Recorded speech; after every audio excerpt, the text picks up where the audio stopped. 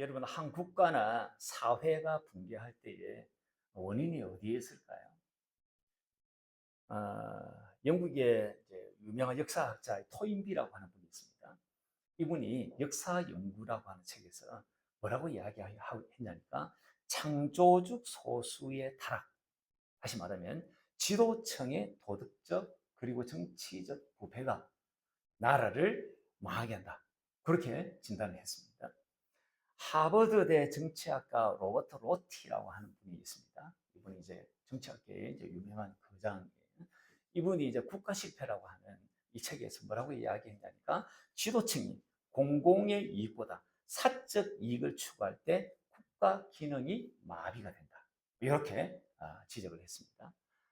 레비츠키 혹은 또 이제 지블렛이라고 하는 이 분들도 이제 이 분야의 하버드대 교수입니다. 이 분야의 유명한 분들입니다.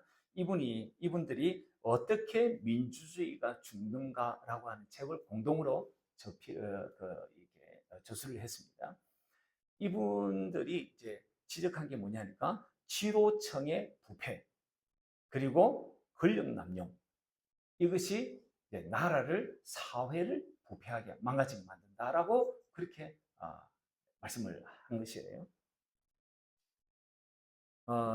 제가 이 네 분 정도만 이야기를 했지만 이분들이 대표적인 분들이기 때문에 제가 이야기를 하는 것입니다. 이 대표적인 네 분이 공히 이야기하는 게 뭐냐니까 지도층의 도덕적, 정치적 부패를 지적을 했던 거예요. 이런 관점으로 오늘 본문을 보시면 어떨까 싶은 것입니다. 이런 관점으로. 오늘 본문은 이렇게 시작을 하고 있습니다. 1절에 우리가 읽었죠. 이스라엘에 왕이 없을 그때에. 정치의 가장 정점에 있는 사람이 누구냐니까 왕입니다. 정점에 있는 사람이 왕입니다. 그 왕이 없을 때, 정치의 최고 권력자, 지도자가 없을 그때에 라고 이야기를 하면서 19장, 20장, 21장을 쭉 그렇게 해나가고 있습니다. 이거 의미 있는 말씀입니다. 이건 제가 다음에 설명을 하도록 그렇게 하겠고요. 그 다음에 보니까 에브라임 산지 구석에 거류하는 어떤 레위 사람이 유다 베들레헴에서 첩을 맞이하였더니 이렇게 말씀을 하고 있습니다. 레위인에 관한 말씀이구나 라고 하는 것을 1절을 통해서 보게 되죠. 사는 곳이 어디냐니까 에브라임 지역입니다. 결혼을 이분이 했습니다. 왜냐하니까 첩을 구했으니까 말이죠. 결혼을 한 거예요. 결혼을 했는데 이분이 첩을 얻었습니다. 이게 2절이에요. 2절에. 유다 베들레헴에서 첩을 얻었습니다. 그런데 그 첩이 간통을 하고는 친정으로 도망을 가버립니다. 4개월이 지났습니다. 그 첩이 생각이 난 거예요. 이 레위. 그래서 그 첩을 데리러 갑니다. 그 내용이 3절이에요. 3절. 그 첩의 아버지가 아니 이 못난 이 자식이 통관을 하고 그래가지고 자기 이제 집으로 이제 온 거예요. 이 못난 이 딸을 둔 이 애비가 마음이 근심이 늘 되지 않겠습니까? 그런데 사위가 이 못난 딸을 데리러 자기 집에 온 거예요. 그래서 이 장인된 이분이 얼마나 기분이 좋았겠습니까? 행복했겠습니까? 그래서 이 사위 이 사람을 극진하게 대접을 잘합니다. 5일 동안 대접을 잘합니다. 그리고는 5일째도 가지 말라고 하는데 이래미니 이제는 가야 되겠다. 그래서 오후에 그렇게 이제 고향으로 가려고 이 첩을 데리고 그렇게 이제 가려고 나선 거예요. 가는 길에 밤이 된 거예요. 밤이 된 거예요. 밤이 되어가지고 숙박할 곳을 찾습니다. 종이 그러는 거예요. 이 레비인의 종이. 여기 이제 여부수 성읍에 도착한 것 같아요. 여기 여부수 사람들이 사는 이 여부수 성읍에 우리가 오늘 숙박을 하면 좋을 것 같습니다. 그렇게 이야기했더니 주인 이 레위인이 아니야. 여기는 이방 사람들이 사는 곳이잖아. 여부수 사는 이방 사람이거든요. 개같이 여기는 이방 사람들이 사는 곳이야. 그래서 우리 여기서 머물지 말자. 그래서 그 옆 동네에 있는 기부아라고 하는 성읍으로 갑니다. 기부아라고 하는 성읍에 거기서 우리 숙박을 했으면 좋겠다. 왜냐하면 거기는 같은 동족인 베냐민 지파의 사람들이 사는 곳이기 때문에 그랬던 거예요. 자기 동족을 믿었던 것이에요. 율법도 뭐라고 이야기하고 있냐니까 신명기 10장 19절을 보니까 너희는 나그네를 사랑하라고 이야기하고 있는 거예요. 나그네를 사랑하라고 이야기하고 있는 거예요. 이 다들 이제 이 이스라엘 백성들 아닙니까? 하나님의 율법을 자신들의 법으로 삼고 살아가는 사람들이에요. 그래서 이 법에 의하면 나그네를 잘 대접해 줄 알았던 것이에요. 그런데 레위인의 기대와는 달리 아무도 나그네 된 자신들을 받아주지 않습니다. 그게 15절이에요. 15절 한번 보시죠. 15절. 여기까지 내용을 여러분 쭉 읽으면 그냥 이해가 되는 본문이에요. 15절 한번 보시죠. 15절. 15절 같이 한번 읽어보겠습니다. 시작. 기브아에 가서 유숙하려고 그리로 돌아 들어가서 성읍 넓은 거리에 앉아 있으나 그를 집으로 영접하여 유숙하게 하는 자가 없었더라.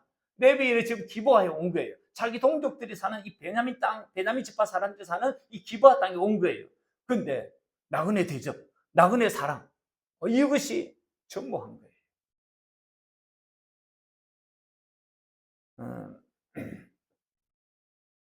근데 다행히도 한 노인이 자신을 집으로 초대를 하는 거예요. 이 노인은요, 베냐민 지파 사람일 것 같잖아요. 아니요, 베냐민 지파 사람이 아니에요.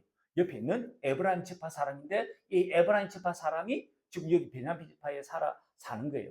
이 노인이 이 사람을, 이 레위인 그리고 그의 첩가 그리고 그의 종을 자기 집으로 초대를 해가지고 하룻밤 이렇게 유숙할 수 있도록 그렇게 초청을 한 것입니다.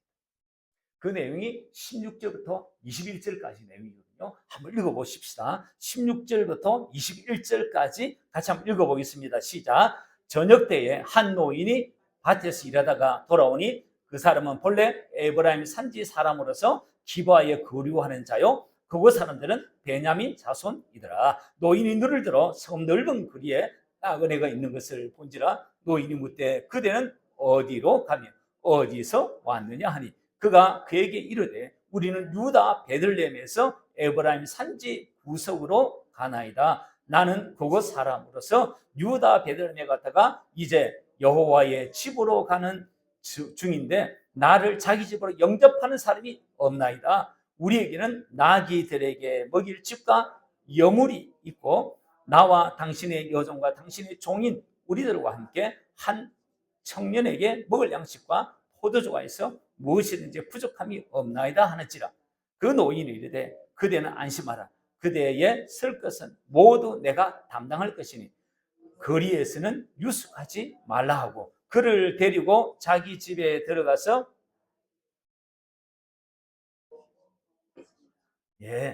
그래서 이 노인의 집에 들어가게 된 거예요. 이걸 보면 지금 이 기브아 땅에 살고 있는 이 베냐민 지파 사람, 자기 동족이죠. 그 동족 사람들의 심성, 그들의 인정, 그것이 이제 느껴지지 않습니까? 저들은 나그네 대접하지 않아요. 나그네 사랑하지 않아요. 그냥 이 사람들이 뭐 바깥에서 유숙해 살든 뭐 바깥에서 뭐 어떻게 지내든 그거 관계하지 않아요. 오히려 다른 지파 사람이 지금 이 레위인을 지금 집으로 초대해가지고 지금 이렇게 유숙하게 하는 것입니다. 그렇게 해서 머물게 된 그 노인의 집에서 식사를 합니다. 그리고 즐거이 대화를 나누는 중에 그 동네, 기브아 동네의 이 불량배들이 노크를 땅땅땅 하는 것이에요. 그리고는 그 레위인을 내놓으라고 이야기합니다. 좀 전에 레위인 돌아왔지? 그 레위인 남자, 그 사람 내놓으라고. 그렇게 이야기하는 거예요. 이유가 뭘까요? 관계하려고. 그와 관계하리라. 그게 지금 22절의 말씀입니다. 관계하려고. 옛날 그 개혁판에는 개혁 한글판에는 뭐라고 적었냐니까 상관하리라. 동성애 하겠다 그 말이에요. 동성애 하기 위해서 그 남자 내놓으라는 거예요. 그랬더니 노인이 뭐라고 이야기합니까? 내게 딸이 있고 이 레위인에게도 첩이 있다. 그러니 그 이 두 여자 내 딸을 비롯한 이 레위인 첩 이 사람들 마음껏 욕보이고 그리고 눈에 보이는 좋을 대로 해라. 그러나 이 사람 이 레위인에게는 망령된 짓을 하지 말라고 그렇게 당부를 하는 거예요. 그게 23절, 24절입니다. 한번 보시죠. 23절, 24절. 어떻게 이런 일이 있나 싶을 정도예요. 23, 24절 같이 한번 보겠습니다. 시작. 집주인 그 사람이 그들에게로 나와서 이르되 아니라 내 형제들아 청하노니 이 같은 악행을 저지르지 말라. 이 사람이 내 집에 들어왔으니 이런 망령된 일을 행하지 말라. 보라 여기 내 처녀딸과 이 사람의 첩이 있은즉 내가 그들을 끌어내리니 너희가 그들을 욕보이든지 너희네 좋을 대로 행하되 오직 이 사람에게는 이런 망령된 일을 행하지 말라 하니. 이거 이해가 되십니까? 이 노인, 이 딸에게는 아버지 아닙니까? 이 집 이해가 되십니까? 그런데 이게 이 당시의 사회 분위기예요. 이렇게 지금 노인이 이야기를 이 불량배들에게 이제 제안을 한 거죠. 딜을 하자는 거예요. 그렇게 했는데 이 노인의 말을 듣지 않습니다. 레위인이 강제로 자기의 첩을 그들에게 내어줍니다. 이 노인의 제안도 받지 않자 레위인이 자기 첩을 그냥 강제로 그냥 이 불량배들에게 내어줘버립니다. 첩이 밤새도록 이 불량배들에게 윤관을 당합니다. 그래요. 결국 죽어요. 그게 25절, 26절, 27절, 28절이네요. 첩의 시체를 마주한 이 레위인이 첩의 시체를 12토막을 냅니다. 그리고는요, 각 지파에 이 시체 한 토막씩, 12지파지 않습니까? 12지파에게 시체 한 토막씩 다 보내는 거예요. 여기 29절입니다. 이게 19장 내용의 전부입니다. 지금 이 이스라엘 사회 분위기가 간파가 되십니까? 한번 정리를 한번 해보죠. 2절을 딱 통해서 보면요, 첩이 간통하고 도망가는 사회예요. 그러니까 간통이 허용되는 사회입니다. 우리나라 사회도 간통은 합법입니다. 불법이 아니에요. 서로 눈이 맞아가지고 짝짝꿍하면 그걸 간통이라고 해요. 그 간통이요, 우리나라 사회도 통용되는 사회입니다. 불법 아니에요.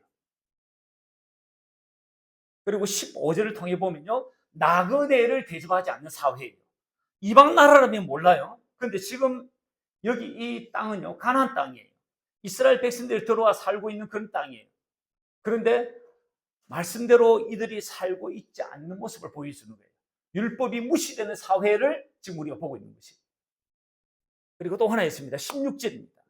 레위인을 영접해준 노인은요, 에브라임 지파 사람이에요. 그런데 지금 여기가 어디냐? 베냐민 지파가 살고 있는 베냐민 지파 땅이에요. 이 노인이 비록 레위인을 영접해서 고마운 사람이지만 하나님께서 여호수아를 통해서 분배하신 그 약속의 땅에 살고 있지 않는 사람이에요. 하나님께서 여호수아를 통해서 약속해 주신 그 땅, 약속하신 그것에 대해서 순종하지 않고 살아가는 사람이 바로 이 에브라임 노인이에요. 그다음 또 하나 볼 수 있는 게 22절이에요. 밤에 레위인을 관계하겠다고, 상관하겠다고 찾은 이 불량배들. 동성애가 암묵적으로 횡행했던 그런 사회예요. 노인도 이들이 뭔 짓을 하려고 하는지 다 아는 거예요. 그것이 암묵적으로 다 이해가 되는 그런 사회. 게이들이 판치더라도 그것이 암묵적으로 허용되는 사회. 그런 사회가 지금 여기 이스라엘 백성들이 살고 있는 이 사회예요. 성은요, 부부 안에서 행해져야 할 일이에요. 그런데도 간통하는 사회를 넘어가지고 게이가 횡행하는 그런 사회였던 거예요. 그리고 또 하나 이 사회 분위기가 어디서 간파되냐니까 24절이에요. 집주인 노인이 불량배들에게 자기 딸 레위인의 첩을 대신 내어주겠다라고 하는 거예요. 여성이 인간으로서 정당한 대우를 받지 못하는 그런 사회. 여자는요, 부모나 남편의 재산 하나쯤으로 여겨지는 그런 사회. 그런 사회가 바로 이 사사시대예요. 그리고 25절을 통해서 볼 수 있는 것은요, 첩을 물건 하나 내어주듯이 던져주고는 결국 그 첩을 죽어 사라지게 하는 사회. 양심이 마비된 사회. 이 사회가 사사시대 사회예요. 그리고 마지막 하나는 29절이에요. 이 레위인이 첩의 시체를 12막 내고 그리고 그것을 각 지파에 내어줌으로써 복수심을 일으킵니다. 그래서 20장, 21장을 보면요, 같은 민족끼리 전쟁이 벌어집니다. 이 불량배들이 속한 베냐민 지파가 사라질 정도로 죽임을 당합니다. 피가 피를 부르는 사회. 복수하는 사회, 앙가품을 하는 사회, 그 사회가 바로 이 사사시대였던 거예요. 오늘 이 7가지 이야기를 쭉 이 사회의 특징을 이야기하노라면 우리나라 사회와 지금 어떻습니까? 지금은 저와 여러분이 발붙이고 살아가는 이 사회와 어떠시냐고요.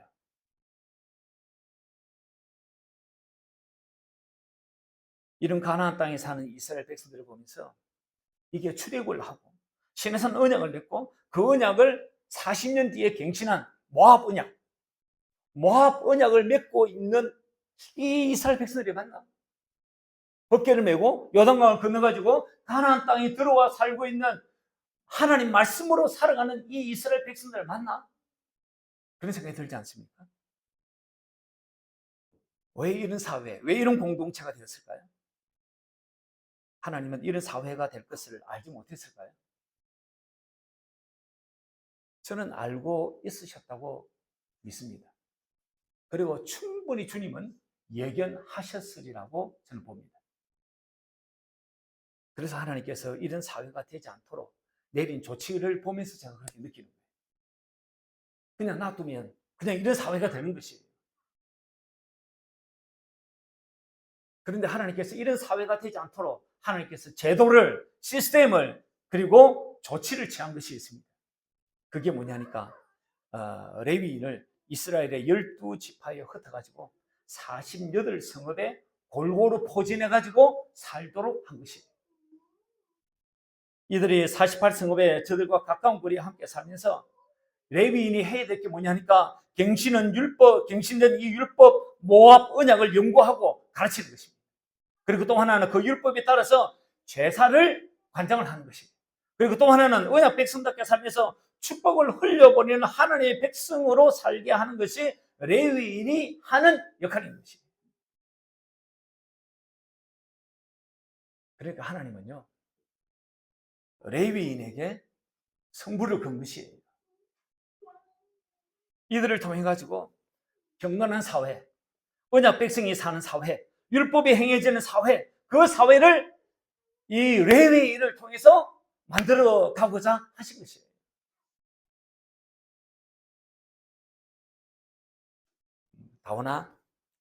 다원아, 지금은 어른들 있잖아. 지금 예배 드리는 시간이잖아. 그치? 다원이도 예배 드렸지? 다원이도 예배 드리는데, 우리 엄마 아빠 예배 드릴 때 좀 도와주면 안 될까? 다원이 엄청 멋있잖아. 다원아 좀 도와줘. 힘들겠지만. 다원이 이것은 힘든 일이야. 좀 도와줘, 다원아. 네, 고마워. 다원이. 너무너무 감사해요, 다원이. 이거 너무너무 감사해요. 오늘 저 집에 가지고 예배를 드리는 거예요. 예배를 드리는데 저놈이 딱 있잖아요. 그죠? 제가 저 두 부부에게 할 말이 메시지가 있는데 저놈이 막 꼬장을 부리면 가정 예배가 안 되잖아요. 그래서 제가 다원이에게 부탁을 했습니다. 다원아, 같이 지금 예배를 드리려고 하는데 너가 힘든 시간을 보낼 텐데 너 그럴 수 있겠니? 그래서 제가 타협을 본 거예요. 근데요, 저놈하고 이제 예배도 부부하고 예배도 드리고 같이 이제 티타임도 나누고 이러는데 전혀 저희가 방해하지 않아요. 그래서 한 1시간 넘게 지 할 일을 하고 너무너무 고맙다. 너 진짜 너무 대단한 놈이다. 네, 어, 진짜 괜찮네. 네. 어디까지 이야기했냐면요. 하나님께서 이 레위인들에게 성부를 건 거예요. 근데 하나님께 성부를 걸었던 이 레위인들, 지금까지 우리가 만나본 레위인 어떻습니까? 오늘 본문에서 만나본 레위인 이런 사람이잖아요. 일단 첩이 있는 거예요. 첩이. 레위인이 첩이 있는 거예요. 목사인 제가 첩이 있는 거예요. 그리고 첩을 용서할 마음으로 처갓집을 찾아 나선 것을 보면 첩이 통관을 하든 말든 데려와 살려고 했던 것을 보게 됩니다. 율법은 통관을 한 남녀를 뭐라고 이야기하고 있냐니까 성경은 둘 다 죽이라고 이야기합니다. 근데 이 지금 레위는 이렇게 하지 않습니다. 자기도 첩을 데리고 살면 또 안 되잖아요. 근데 지금 이 레위인이 그렇게 하고 있는 거예요. 더 황당한 것은요, 자기 자신 대신 첩을 불량배들에게 내줘버립니다. 죽도록 방치했다는 거예요. 그리고 또 하나는요, 첩의 시체를 토막내가지고 불량배들에게 복수하도록 유도를 합니다. 이건요, 차도살인입니다. 결과적으로 베냐민 지파가 멸족하게 되는 계기가 이렇게 해서 되어지는 거예요. 레위인이 이러한 행위를 보면서 모압 언약을 연구하고, 그리고 그것을 가르치고, 그 율법을 따라가지고 제사장을 관장을 하고, 그리고 언약 백성답게 삶에서 축복을 흘려보내는 하나님의 백성다운 삶이 이 레위인에게 보이냐고요. 레위인에게 보이지 않습니다. 가나안 땅의 이스라엘 백성들이 이런 어두운 사회가 되어버린 것은요, 원래는요, 이 세상도요, 그냥 가만히 놔두면요, 그냥 어두울 대로 어두워지고 탐욕이 판치고 힘 있는 자가 모든 것을 다 가지는 그런 사회가 되어버릴 거예요. 원래 이 세상은 그래요. 힘이 지배하는 사회예요. 탐욕과 이기심이 해가지고 살벌한 사회가 되는 것은요, 원래 당연한 거예요. 그래서 이런 사회를 막기 위해서 하나님께서 레위인을 저들 가운데 두신 것이에요. 근데 레위인답지 않은 거예요. 소금이 소금 같지 않은 것이에요. 빛이 빛 같지 않은 것이에요. 그래서 벌어진 일이에요. 그래서 이스라엘의 이 사사시대가 이렇게 어두운 것이에요. 우리가 19장을 보지만 이 앞전에 17장, 18장을 봤잖아요. 17, 18장에서도 지적하고 있었던 사람이 누구냐니까 미가의 집에 찾아온 레위인이에요. 사실은 미가 집을 통해서 레위인이 어떻게 하는가를 사실 보여주는 거예요. 레위인, 이 미가 집에 온 레위인 어떤 사람이었습니까? 또돌이라고 하는 것은요, 원래 레위인은요, 자기가 살 성읍이 있는 것이에요. 그런데 떠돌아다닌다는 것은요, 자기 위치를 이탈한 것이에요. 사명을 이탈한 것이에요. 그리고 이 레위는 어떤 사람이었습니까? 더 좋은 조건이라면 한 집안의 제사장으로 있는 것보다 한 지파의 제사장으로 있는 게 더 낫지 않냐? 조그마한 코그마한 개척교회에 있는 것보다 큰 교회에 있는 게 사익하는 게 올랐지 않냐? 폼나지 않냐? 그 말에 당장 옮기는 사람, 그 사람이 레위인이에요. 17장, 18장에 나오는 레위인, 그리고 19장, 20장, 21장에 나오는 레위인, 이들이 무너진 거예요. 그래서 사사시대가 이리 어두운 거예요. 여러분, 우리나라의 이제 위기설이 사실은 많이 많이 이제 떠봅니다. 우리나라가 위기에 처해 있다고. 그래서 이제 위기설을 이야기하는 혹자들의 이제 이유가 몇 가지가 있습니다. 하나는요, 우리나라 인구가 절벽이다. 인구 절벽. 그래서 2024년까지 통계를 보면요, 한 가정에 아니 부부가 만나가지고 최소한 본전치기 하려고 하면 2명은 낳아야 될 거 아니에요. 그런데 한 명도 낳지 않는 거예요. 그래서 0.7명. 그래서 인구 절벽에 부딪히는 이 나라 망할 수밖에 없다라고 진단을 하는 것입니다. 생산 가능 인구가 15세부터 64세라면 그 생산 가능 인구가 급격하게 줄어가고 있는 것이에요. 나중에 지금 이 많은 빚을 우리 다음 세대 이 40대들, 이 30대들, 20대들, 10대들 이거 어떻게 갚을지 몰라요. 저도 15만 원 주더라고요. 15만 원 받아가지고 그럼 뭔 대단한 집안의 가세를 늘리고 뭐 대단한 일인가요? 근데 그걸 국민들이 쫙 나눠주고 나라 빚을 이렇게 하면 다음 세대들이 어떻게 하냐고. 인구 절벽, 그리고 또 하나를 지적하기를 경제 성장 잠재력이 하락하고 있다는 거예요. 기술 혁신이 둔화가 되고 생산성이 저하되고 노동에 대한 유연성이 이렇게 지금 이렇게 굉장히 저하되어 있다는 거예요. 특별히 노란 봉투법이 통과됨으로 인해 가지고 노동 유연성이 엄청나게 힘들어진 거예요. 기업하시는 분들 너무너무 힘들어지는 거예요.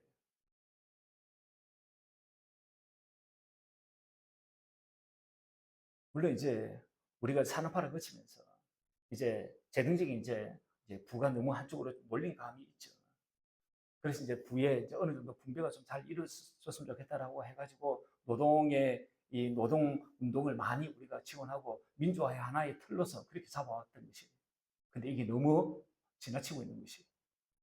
그리고 또 하나는요, 반도체, 조선업 이런 기존 우리나라의 주력 산업이 있습니다. 이 주력 산업이 성장 잠재력이 지금 이렇게 포화 상태에 이르렀다라고 하는 거예요. 그래서 더 이상 반도체나 이런 조선업이 더 이상 발전하기가 쉽지 않다라고 합니다. 그럼 이제 신성장 산업이 있어야 되는데 AI나 그리고 바이오나 그리고 신재생에너지나 이런 신성장 산업이 있어야 되는데 우리나라가 글로벌 경쟁력에서 뒤처진다라고 하는 거예요. 경쟁력이 안 된다라고 하는 거예요. 그래서 나라의 미래가 어둡다라고 보는 것입니다. 그리고 마지막 하나를 이분들이 동일하게 주장하는 게 뭐냐니까 사회 갈등과 엘리트가 과잉 생산되고 있다라고 지적을 하고 있습니다. 난 이게 뭔 말인가 이해를 못했어요. 그래서 이제 다른 책을 이렇게 국가는 어떻게 무너지는가 매일 경제 이코노미지가 있습니다. 이 이제 2026년 4월에 나온 주간지입니다. 그게 보니까 25년 주간지입니다. 그게 보니까 뭐라 어떻게 했냐니까 엘리트 과잉 생산 때문이라고 하는 이 말은요. 권력을 획득하고자 하는 엘리트 계층이 사회적 수요보다 지나치게 많이 배출되어 가지고 이 엘리트끼리 자리가 없다 보니까 이 엘리트끼리 너무 경쟁이 치열한 사회가 되어버린다라고 합니다. 이로 인해 가지고 정부 공직을 둘러싼 치열한 경쟁과 그리고 엘리트 집단 내부의 경제적 이해관계 충돌이 발생한다는 거예요. 그러므로 인해 가지고 사회가 불안정해지고 엘리트 간의 권력 투쟁이 심각해지면서 사회가 단결이 되는데 사회적 단결력, 국민의 응집력 이런 것이 깨어진다는 거예요. 그래서 이런 내부 균열이 국가 붕괴로 이어진다라고 보는 것입니다.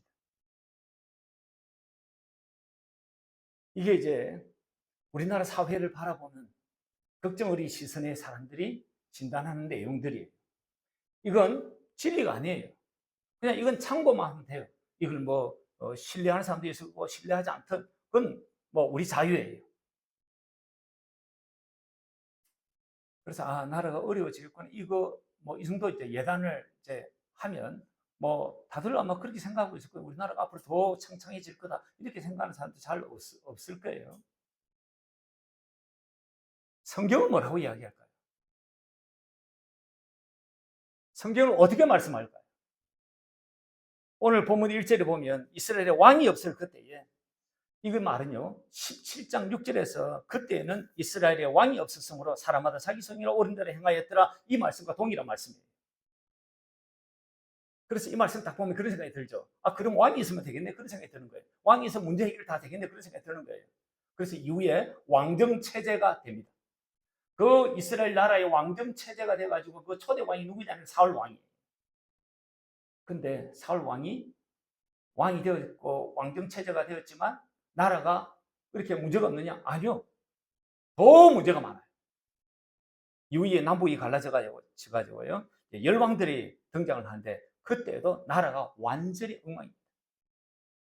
근데 나라가 잘 될 때가 있었습니다. 다윗 왕이 다스릴 때입니다. 그리고 다윗 왕과 같은 왕들이 다스릴 때 나라 분위기가 좋았습니다.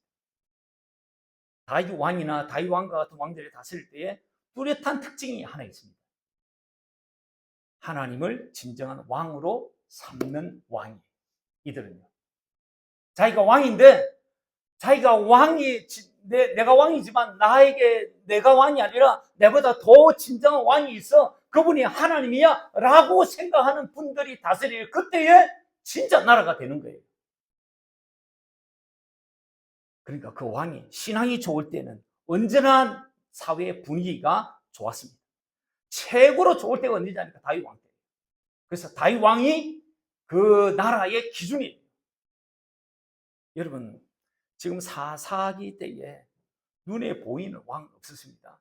그러나 이스라엘에는요 왕 중에 왕 그리고 진짜 왕이 계셨습니다. 그분이 누구냐니까 여호와 하나님. 그분이 저들이 행복하게 살아갈 수 있는 법도 주셨고요. 그리고 당신이 살아계시다는 것을 눈으로 얼마든지 확인할 수 있도록 조치들을 많이 기적들을 많이 행해 주셨습니다.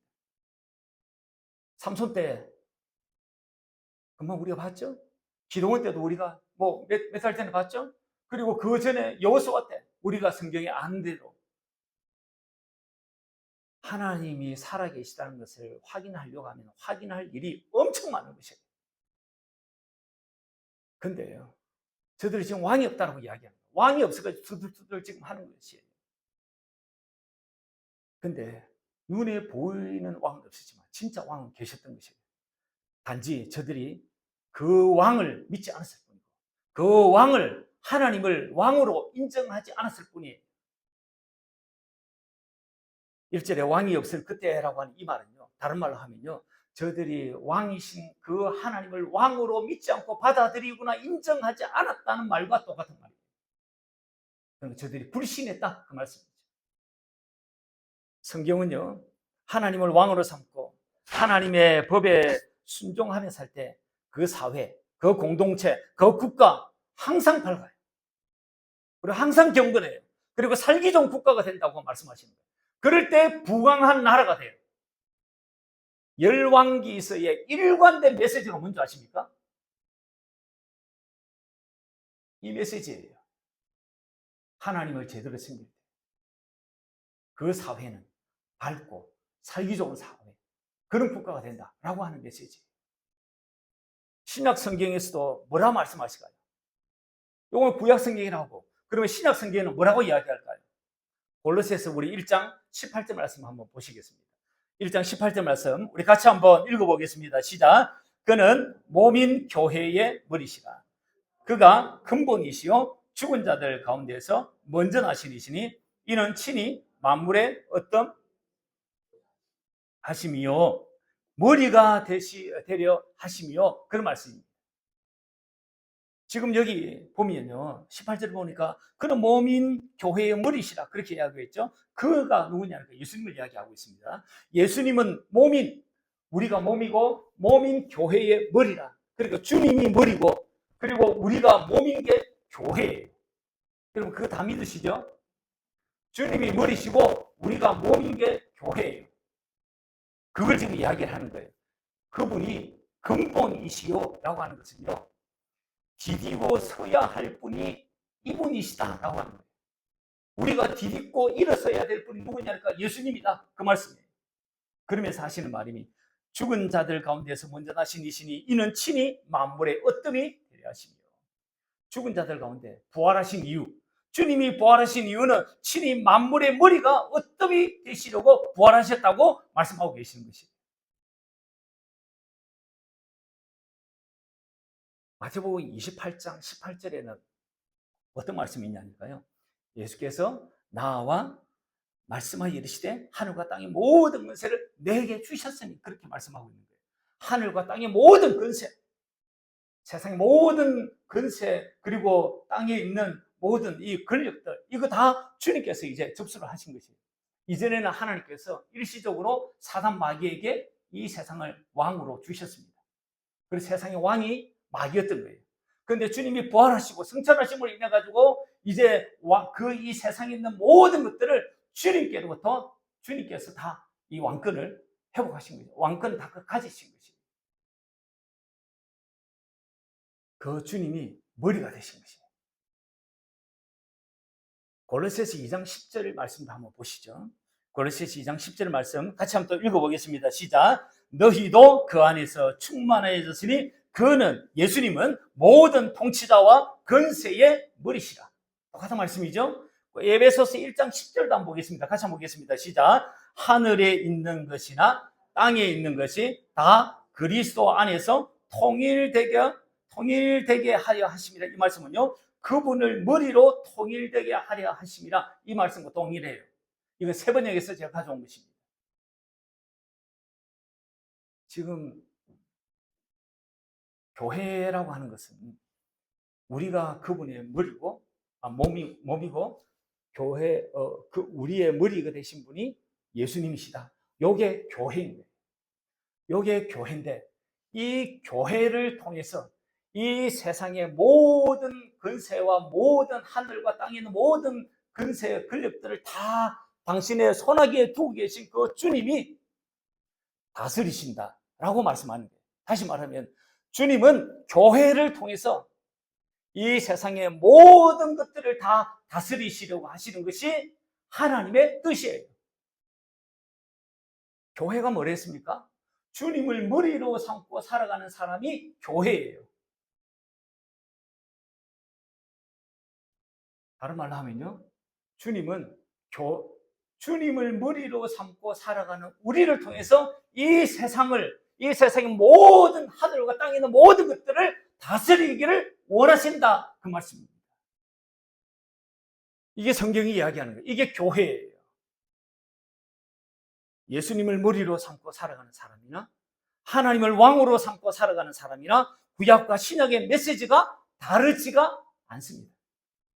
구약 때는 성취가 되지 않았고 신약 때는 성취가 된 거예요. 그러니까 오늘날 우리는요, 이 사회의 공동체, 그 다음에 이 국가, 이것을 바로 세우기 위해서는 주님이 다스리는 나라, 한 개인 개인이 주님의 다스림 가운데 살아가는, 다시 말하면 교회로 제대로 우리가 살아갈 때 이 국가 공동체, 이 사회가 밝고 경건하고 살기 좋은 사회가 된다라고 하는 말씀입니다. 그래서 예수님께서 이런 말씀을 하신 것이에요. 요한복음의 말씀 한번 보겠습니다. 같이 한번 읽어보겠습니다. 시작. 예수께서 대답하시되 내 나라는 이 세상에 속한 것이 아니니라. 만일 내 나라가 이 세상에 속한 것이었더라면 내 종들이 싸워 나로 유대인들에게 넘겨지지 않게 하였으리라. 이제 내 나라는 여기에 속한 것이 아니니라. 주님이 다스리는 나라는요, 세상에 빌라도가 다스리는 세상, 로마의 시저가 다스리는 그 나라가 아니에요. 그런 나라가 아니에요. 그래서 이런 말씀을 한 것입니다. 내 나라는 여기에 속한 것이 아니다. 내 나라 따로 있다. 내가 왕으로 다스리는 그 나라이다 라고 말씀하는데, 내가 너희의 머리가 되어서 너희의 머리를, 너희의 생각과 마음을 지배하고 너희를 다스리는 그 나라, 그래서 너희가 내 생각과 마음으로 이 세상을 선한 영향력을 미치는 그 나라, 그런 나라를 내가 원한다, 이 말씀을 지금 하고 있으신 것입니다. 통치방식이 대통령제냐 내각제냐 독재냐, 그게 아니고 그 사람이 대통령이건 수상이건 독재자이건 간에 체제가 중요하지 않다는 말을 안 해요. 지금 제가 하는 것이 아니에요. 그 사람이 최고 위에 앉은 그 사람이 하나님의 통치를 받아 다스리면 그 사회는요, 반드시 밝게 돼 있어요. 그 사회는 반드시 경건하게 돼 있어요. 그 사회는 반드시 살기 좋은 특별한 나라가 된다는 말씀입니다. 그러니까 우리가 중요하다는 말씀입니다. 우리가 중요하다는 말씀입니다. 우리가 예수님을 머리로 삼고 살아가는 교회가 되어야 한다는 말씀입니다. 그래서 예수님의 선한 영향력을 미치며 살아가야 한다는 그 말씀입니다. 그래서 현실 정치에 대해서, 요즘 현실 정치가 여러분 어떻습니까? 여러분이 아는 현실 정치 어떻습니까? 6.3 부정 투표로 인해 가지고 지금 나라가 발칵 뒤집어졌죠. 울산이 시골인가 봐요. 울산에서 세 군데 투표지가 부족합니다. 전국에 50여 곳에 투표지가 부족합니다. 그것도요, 이렇게 이 야당 쪽이 좀 강세 지역, 그런 지역에, 그리고 막 이렇게 엎치락뒤치락 할 수 있는 그런 지역에 지금 이런 현상이 생긴 거예요.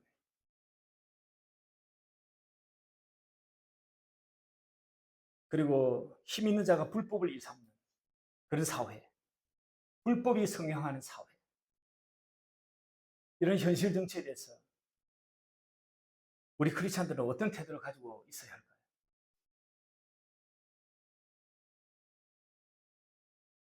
짱돌 들고 바깥에 나가요? 우리 어떻게 해야 될까요? 현실 정치에 대해서 5가지 제가 제시를 하겠습니다. 하나는요, 세상 나라는 하나님 나라가 아니다라고 하는 것에 대해서 여러분 생각을 확고하게 갖고 있어야 합니다. 맞죠? 세상 나라는 하나님 나라 아니에요. 두 번째, 이게 그리스도인이 정치에 무관심할 수 있는 명분도 될 수 없다는 것을 기억해야 합니다. 이 나라, 세상 나라는 하늘 나라가 아니니 그래서 이 세상 나라의 정치에 대해서 무관심해서 해도 된다, 해야 된다라고 하는 명분으로 작용해서는 안 된다라고 하는 거예요. 그리고 세 번째는 하나님께서는 세속 국가와 정부를 인정하고 있다라고 하는 거예요. 그게 로마서 13장의 말씀이에요. 세속 정부를 주님께서 인정하고 있다고 해요. 그래서 네 번째 뭐냐니까 그리스도인도 정부와 통치자의 권위를 존중하고 복종해야 합니다. 이게 우리의 기본적인 스탠스예요. 그리고 마지막 다섯 번째, 그리스도인은 하나님 나라의 가치를 기준으로 현실 정치를 대해야 합니다. 하나님 나라 가치 기준으로 현실 정치를 대해야 된다라고 하는 거예요. 그래서 현실 정치가 반기독교적이다. 그리고 반인륜적이다. 반사회적이다. 무신론이다. 그럴 때는요. 우리가 그냥 있으면 안 되는 것이에요. 저항해야 하는 것이에요. 저항할 때에 폭력적으로 저항해야 될까? 아니요.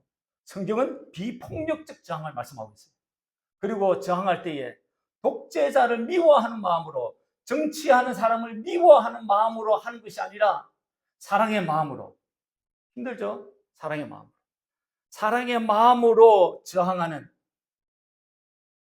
비폭력과 사랑의 마음으로 저항하는 현실 정치에 대한 생각을 갖고 있어야 합니다.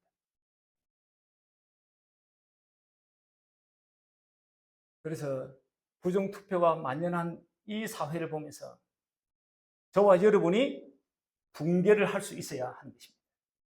그게 심장이 살아있는 사람인 것입니다. 그리고 그에 대한 방식은 비폭력적이고 그리고 사랑으로 해나가야 하는 것입니다. 만약에 우리가 이런 교회로서의 사명을 다하지 못하면 하나님의 다스리심, 하나님의 왕되심을 인정하지 못하고 살아갈 때에 세상은요 더 이상 밝고 경건하지도 않고요 살기 좋은 나라가 되지 못합니다. 독재자가 득실거리고요 힘 있는 깡패가 다스리는 나라가 될 거예요. 바라기는 사사시대에 사회의 건강한 댐 역할을 해야 할 레위인이 레위인답지 못함으로써 무너진 사회처럼 이 시대에 우리가 주님을 머리로 교회답게 살지 못할 때 이 세상은 더 이상 건강하지 못할 거예요. 우리 예수님은요 우리가 교회가 되길 원하세요. 그래서 세상을 다스리시길 원하시는 거예요. 주님의 마음으로, 주님의 사랑으로 말이에요. 바라기로는 주님의 그 사랑을 날마다 보고 사시기를 주님의 이름으로 간절히 축원합니다.